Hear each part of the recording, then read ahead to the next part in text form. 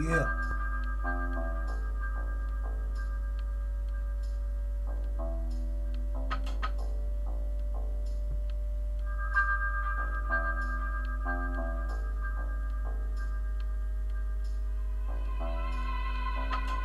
Ti si me zgazila kao pseće govno, zgazila, razmazala kao pseće govno, jer za tebe smrdao sam kao pseće govno, za tebe sam i bio samo pseće govno. Ti si me zgazila kao pseće govno, zgazila, razmazala kao pseće govno, jer za tebe smrdao sam kao pseće govno, za tebe i bio sam samo pseće govno.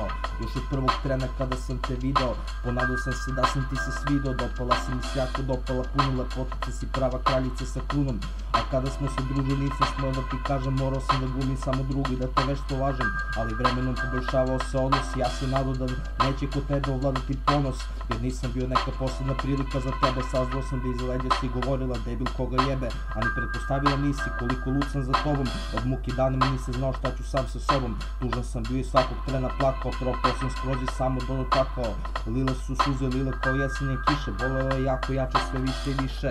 Nisi cenila iskrenu moju ljubav, jer lepota nisam čak i pomalo gubav. U odnosu na tebe, princezo prava, ne mogu da mislim više, ubiće me glava. Nisi ni pomislila da među nama nešto više, moje srce bole, samo za tebe diše, ali podjednako si mi dalje draga, želim da te stvarno prenesem preko praga, mada ništa neće i ne može biti, ne lažem sebi i ne mogu istinu tu kriti. Duša vapi za srećom, vapi za tobom, pred ikonom molim se i razgovaram sa Bogom da se nešto izmeni, da mišljenje promeniš, kada me stefniš da se nasmeš i podcrveniš, da.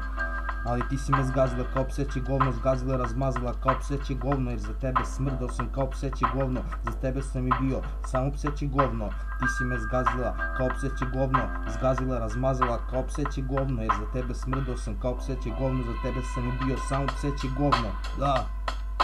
Ha!